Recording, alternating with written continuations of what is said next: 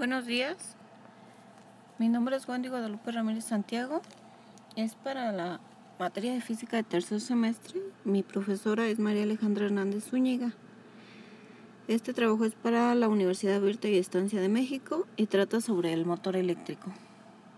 ¿Cómo funciona un motor eléctrico? Funciona con corriente alterna o directa, que es la que se encarga de convertir la energía eléctrica en movimiento o energía mecánica.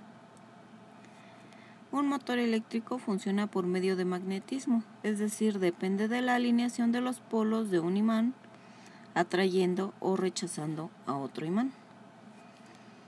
Como su nombre lo dice, es un motor que funciona básicamente con electricidad. Esta crea campos magnéticos que se oponen entre sí hasta lograr mover su parte giratoria llamada rotor. Utilizan una bobina, que es un cableado que tiene un campo magnético opuesto a la parte estática del motor. El campo magnético es generado por imanes permanentes. Esta situación de repelencia entre los dos polos es lo que hace que el rotor gire dentro del estator. Para lograr que estos motores continúen girando, se tiene que realizar una inversión de polaridad. Esto evitará que se alineen los polos y dependiendo de la inversión será el tipo de motor. Existen dos tipos de motores. Ahorita vamos a ver lo que es el motor de corriente alterna. Este se debe a las variaciones por segundo en la dirección del flujo. Las zonas de polaridad del electroimán se revierten y alternan. Esto es lo que permite que el motor siga girando. En la corriente alterna se divide en dos, en monofásica o trifásica.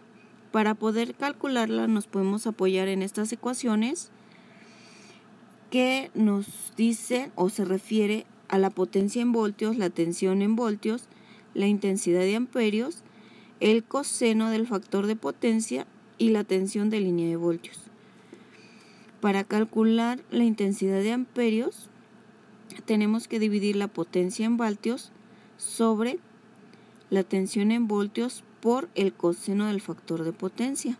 Si la queremos calcular trifásica, sería la intensidad de amperios es igual a la potencia en voltios sobre la raíz cuadrada de 3 por la tensión de línea en voltios por el coseno del factor de potencia.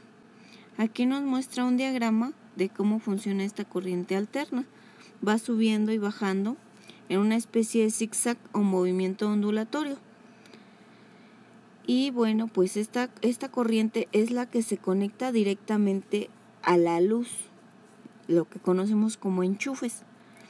Y bueno, también presenta un circuito de corriente alterna, en donde se muestra una resistencia, una corriente. Y bueno, continuamos. ¿En dónde los podemos encontrar? Pues los podemos encontrar en el hogar en diversos artículos o electrodomésticos como son la licuadora, el ventilador, la lavadora y también en aparatos de construcción como es el taladro, el esmeril, etc. Y en la industria los podemos encontrar también en bombas eléctricas o así tal cual el motor como se muestra en la parte inferior izquierda y también en lo que comúnmente se conoce como molinos industriales. Corriente continua. Su fuente de funcionamiento proviene de una batería.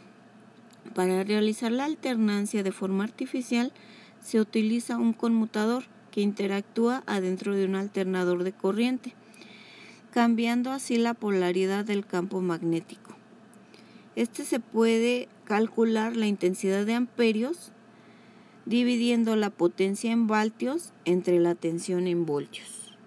Y bueno, muestra aquí un diagrama de cómo la batería alimenta al conmutador y pasa la corriente a la unidad de comando y a la bobina, que son los que hacen el trabajo de alternar o la alternancia. Y bueno, ¿en dónde los podemos encontrar?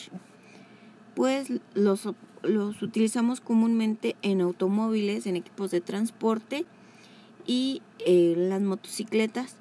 Eso es lo que comúnmente se puede encontrar, y además en los juguetes, aunque son pequeños, estos motores les permiten realizar un movimiento. Bueno, eso es todo por el momento. Hasta pronto.